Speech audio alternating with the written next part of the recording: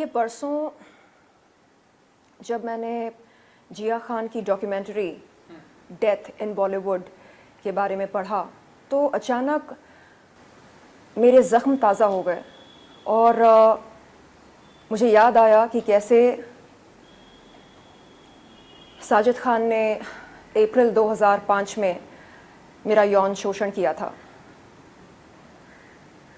लोग पूछते हैं 2005 की बात आप आज 2021 में क्यों कर रही हैं, क्यों बता रही हैं। इन लोगों को बता दूं कि बड़ा मुश्किल होता है इस तरह की बातें पब्लिक डोमेन में रखना। 2005 में मैंने अपना बाप खोया था। एक न्यूकमर थी मैं बॉलीवुड में, मुंबई नगरिया में। ये उम्मीद रखना एक 20 साल की लड़की से जिसने अपना बाप खोया हो और जो एक न्यूकमर हो कि वो ऐसे हादसे के बाद पुलिस में रिपोर्ट लिखाए या मीडिया को अपने इस अनुभव के बारे में बताए, बहुत ही अनरीजनेबल होगा। मैं कुछ साल पहले तक खुद को ही कसूरवार ठहरा रही थी इस बात के लिए। मुझे लगता था कि अगर मैं साजिद खान से मिलने नहीं जाती तो शायद ऐसा कुछ नहीं होता। और कई महिलाएं ऐसा ही सोचती हैं, वो खुद को ही दोषी ठहराती हैं अपने यौन शोषण के लिए। कुछ साल पहले जब मुझे पता चला मीटू मूवमेंट के चलते कि साजिद खान ने सिर्फ मेरा ही नहीं बल्कि और भी कई महिलाओं के साथ गलत किया, तब जाकर मैंने खुद को कसूरवार ठहराना बंद किया। तब जाकर मैंने ये माना कि नहीं, कसूर मेरा बिल्कुल नहीं था। मैं अगर नहीं जाती तो मेरे साथ बिल्कुल नहीं होता जो हुआ है, लेकिन किसी और के साथ होता, किसी और का शोषण होता। तो बात यहाँ पर मेरा, उसका, इसका, तेरा बिल्कुल नहीं है। बात यहाँ पर हम सब की है।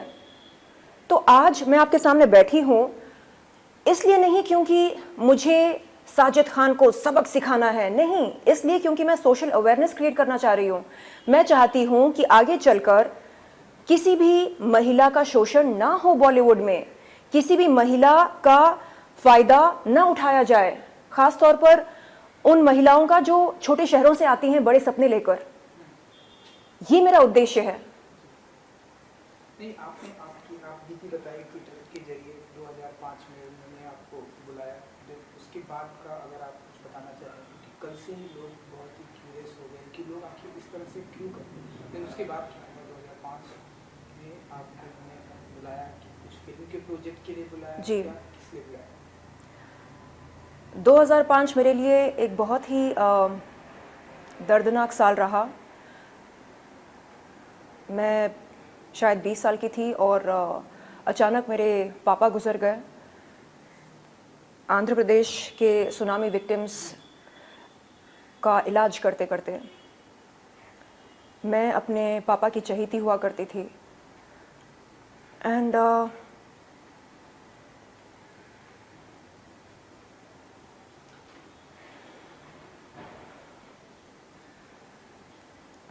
उन्हीं दिनों साजिद खान का कॉल आया था। उन्होंने कहा कि आपसे मिलना है, एक फिल्म करनी है आपके साथ। मैं बहुत खुश हुई ये सोचकर कि उनके साथ काम करने का मुझे अवसर मिलने वाला है, और उनके पास गई। लेकिन कभी दिल में ये डाउट नहीं आया था कि शायद मेरा शोषण होगा। नहीं, अगर ऐसा डाउट आया होता तो शायद मैं बिल्कुल नहीं जाती। और उनसे मैंने बताया भी था उनसे मिलते ही कि ऐसा ऐसा है। कुछ ही दिन पहले मेरे पापा चल बसे। मुझे लगा शायद थोड़ी बहुत सहानुभूति मिलेगी, लेकिन नहीं।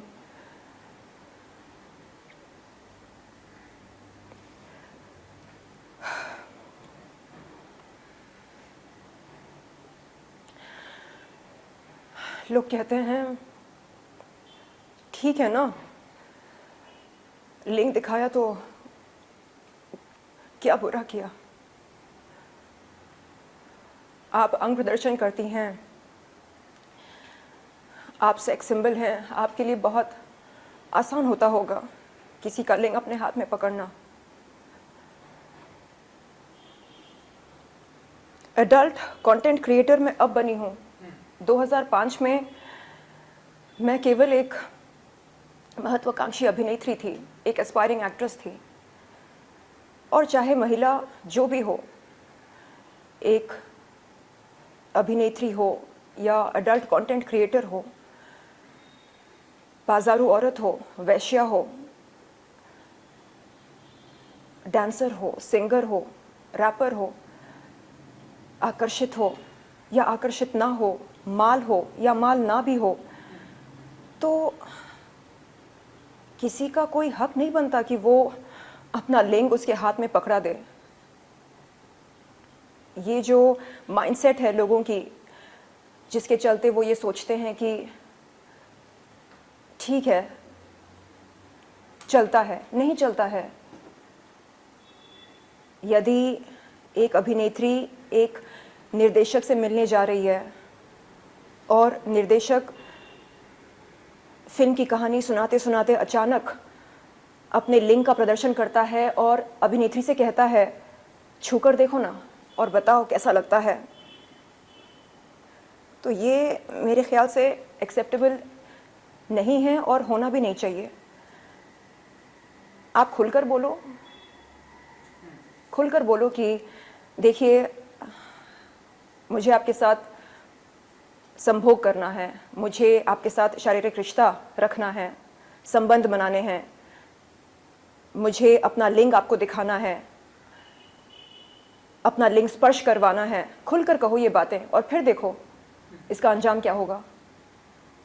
आप फिल्मी प्रलोभन देकर हम कलाकारों को अपने पास बुलाते हो और अपनी स्वार्थ सिद्धि करते हो, ये गलत है।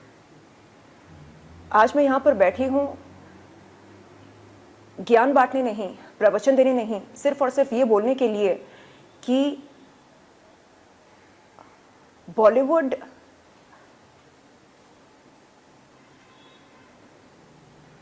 के तौर तरीके ये अगर मुझे बहुत पहले समझ में आ चुके होते तो शायद मेरा अनुभव कुछ और होता। लेकिन न्यू कमर्स को कोई बताता नहीं है कि देखो डिनर के कई सारे मतलब निकलते हैं, बचकर रहना। देखो कोई निर्देशक या निर्माता अपने पास बुलाए काम के लिए तो अकेले मत जाना, साथ में बॉडीगार्ड को लेकर जाना। इस तरह की ट्रेनिंग हमें कोई देता नहीं है।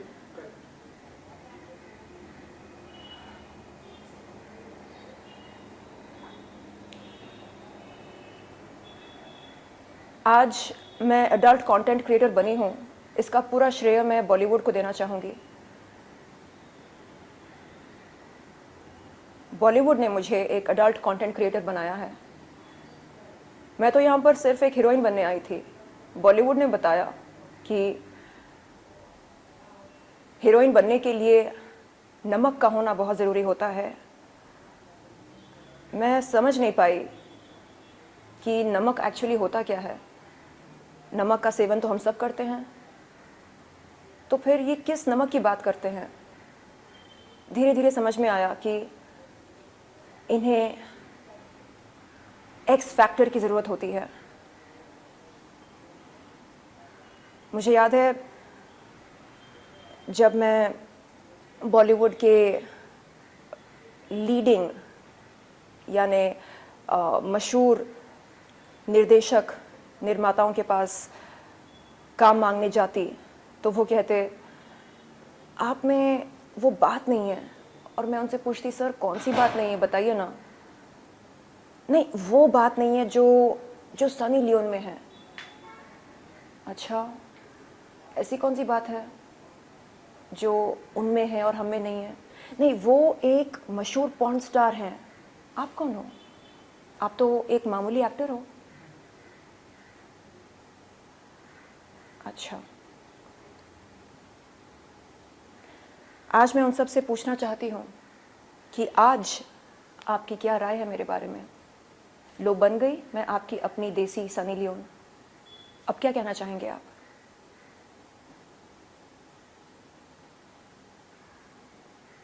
बात घूम फिर कर ये बनती है कि बॉलीवुड जैसे इंडस्ट्री में इतना दोगलापन क्यों है? यानी जो दिखता है वैसा होता क्यों नहीं है? इनका फंडा ये है, बद रहो लेकिन बदनाम मत रहो। खुले में डिप्रेशन के नारे लगाओ, बंद कमरे में अगर माल का सेवन करना हो करो, बेशक करो। खुले में फैमिली सेंटिमेंट्स की बात करते हैं और बंद कमरे में लिंग स्पर्श करवाना चाहते हैं। क्यों? जो काम आप बंद कमरे में करना चाहते हो उसकी चर्चा करो खुले में, लेकिन नहीं, बद रहो लेकिन बदनाम मत रहो। ये इनका फंडा है। मेरा फंडा बहुत ही अलग है, इसके विपरीत मेरा फंडा है। बदनाम होना मंजूर है लेकिन बद रहना बिल्कुल मंजूर नहीं है। मुझे बद नहीं रहना। मैं धूम्रपान नहीं करती, मैं शराब नहीं लेती, शराब नहीं पीती, मैं माल का सेवन नहीं करती हूँ, मैं ड्रग्स नहीं लेती, मैं धूम्रपान नहीं करती। लेकिन आप मुझे अपना आदर्श नहीं मानेंगे। क्यों? क्योंकि बद नहीं हूं तो क्या, लेकिन बदनाम तो हूं। ये फंडा मेरी समझ के बाहर है और इस तरह की घटिया सोच को मैं फ्लश करना चाहूंगी। ऐसे लोगों को नहीं चाहती शर्मिन जी कि ऐसे लोग जो है जेल की सलाखों के पीछे हैं, जिन आपने एक्शन नहीं लिया। आप ऐसे नहीं चाहती कि ऐसे लोग जो हमारी इंडस्ट्री में ऐसे, जैसे कि आपने कहा कि बद होकर घूम रहे हैं, तो ऐसे लोग नहीं चाहते कि जेल की सलाखों के पीछे? देखिए, मेरा ये मानना है कि जब माइंडसेट चेंज होता है तब हृदय परिवर्तन होता है, तब पर्सनालिटी में निखार आती है, बदलाव आता है। मैं चाहती हूँ कि बॉलीवुड का जो कलेक्टिव माइंडसेट है उसमें बदलाव आए। ये जो सेंस ऑफ एंटाइटलमेंट बॉलीवुड में एग्जिस्ट करता है ये ख़त्म हो जाए। इन्हें लगता है कि हम इनके बाप की जागीर हैं। जब मन चाहा अपना लिंग दिखाते हैं, जब मन चाहा अपना लिंग पकड़ाते हैं, जब मन चाहा डिनर के लिए बुलाते हैं। तो ये जो माइंडसेट है इनका, इसे बदलना होगा। और बदलाव कब आता है? जब हम हम बात करते हैं, हम चर्चा करते हैं उस विषय पर, तब अवेयरनेस क्रिएट होती है और तब बदलाव आता है। तो आज उसी उद्देश्य के साथ मैं यहाँ पर बैठी हूँ। मेरा उद्देश्य ये नहीं है कि उसे जेल हो जाए। चलो ठीक है, जेल जाकर बाहर निकल कर आएगा वो, कभी ना कभी तो उसकी सज़ा ख़त्म होगी, वो बाहर आएगा जेल से। उसके बाद क्या? साजिद खान जैसे कई लोग हैं इस समाज में। समाज का हृदय परिवर्तन हो। आप बोलते हैं अरे ये देखो, जो लड़की खुद अंग प्रदर्शन करती है वो बात कर रही है समाज में बदलाव लाने के लिए। हाँ, अंग प्रदर्शन करती हूं मैं। कहाँ करती हूं? अंतर्राष्ट्रीय अडल्ट वेबसाइट पर करती हूं। अगर आपको पसंद है आप आए, सब्सक्रिप्शन लें और अडल्ट कंटेंट देखें मेरा। किसी के जज्बातों के साथ खिलवाड़ नहीं करती हूं। इलीगल पदार्थों का सेवन नहीं करती हूं। मर्डर नहीं किया किसी का, कोई बैंक नहीं लूटा मैंने, अपने टैक्सेस टाइम पर पे करती हूं। तो दिक्कत क्या है? नहीं, आप कैसे बात कर सकती हैं? क्यों ना करूं मैं? नहीं, आप कैसे उंगली उठा सकती हैं? क्यों ना उठाऊं उंगली? क्योंकि मैं अडल्ट कंटेंट क्रिएटर हूं इसका मतलब मेरी कोई इज्जत नहीं है, मेरे कोई उसूल नहीं है, आदर्श नहीं है? शर्म तो आपको आनी चाहिए, क्योंकि डबल स्टैंडर्ड्स आपके हैं, मेरे नहीं है। दोगलापन आप में है, मुझ में नहीं है। मैं खुली किताब हूं, क्या आप बन सकते हैं खुली किताब? नहीं, आप नहीं बन सकते, क्योंकि आपको पसंद है बदनाम नहीं रहना, और आपको पसंद है बद रहना, यानी चिट भी अपनी, पट भी अपनी। मुझे नहीं पसंद इस तरह जीना, एक नकाब पहनकर जीना मुझे नहीं पसंद। तो मैं चाहती हूं कि जल्द से जल्द उन तमाम लोगों के नकाब उतारे जाएं जो ये दिखाते हैं समाज को कि वो शरीफ हैं। जिस दिन शराफत का नकाब उनका उतर जाए ना, तब समझ में आएगा समाज को कि बॉलीवुड में शराफत कितनी है। इतनी कम है कि आपको ताज्जुब होगा, आपको शर्म आने लगेगी ये जानकर कि बॉलीवुड असल में कैसा है। मैं यहां पर बैठी हूं बॉलीवुड को बदनाम करने के लिए नहीं, मैं यहां पर बैठी हूं सोशल अवेयरनेस क्रिएट करने के लिए, ताकि आने वाले न्यू कमर्स के साथ शोषण ना हो, वो सतर्क होकर अपने प्रोफेशनल मीटिंग्स के लिए जाएं, वो जान लें अच्छी तरह से कि यहां पर क्या क्या हो सकता है और क्या क्या हुआ है। हम चाहेंगे कि ऐसे लोग जो है जल्द से जल्द लोगों के सामने उनका जो नकाब है वो सामने आए। एंड इसके अलावा शैलेन जी, इन दिनों एक वेब सीरीज आई है तांडव, आपने देखी? आपका क्या पॉइंट ऑफ व्यू है इस सीरीज पर, क्या कहना चाहेंगे आप? तांडव देखी मैंने, और ऐसे कुछ सीन्स हैं तांडव में जिनमें हिंदू देवताओं का मजाक उड़ाया गया। मैं मानती हूं कि मनोरंजन के लिए किसी भी धर्म के देवता को या देवी को हमें उनका मजाक नहीं उड़ाना चाहिए। यानी मनोरंजन के लिए क्या आप ऐसा करना सही समझते हैं? मैं नहीं समझती। देवी देवताओं का मजाक उड़ाना जरूरी नहीं होता, तो कृपया ये काम ना करें। फ्रांस में किसी टीचर ने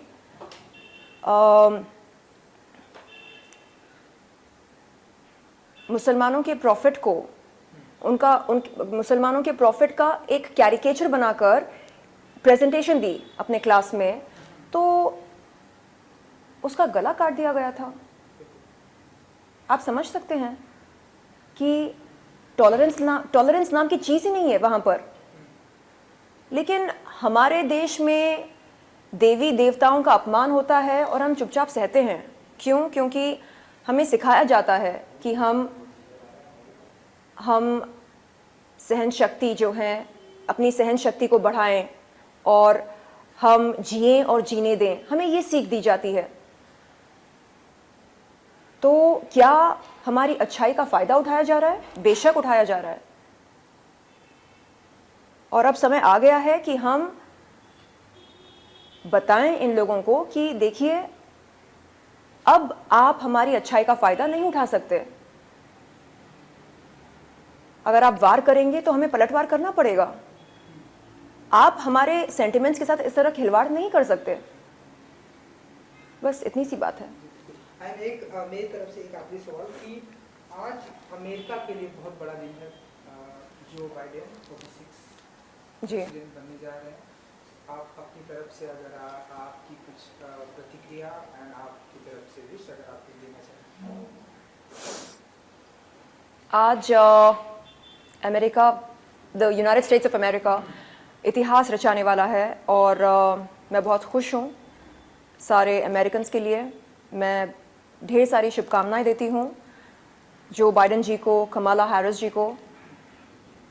जहाँ लीडरशिप की बात होती है वहाँ पर हम सब ये मानते हैं कि एक अच्छा नेता वही कहलाता है जो समझदार हो, जो स्थिर हो, जो सुलझा हुआ हो, ना कि जो महामूर्ख हो।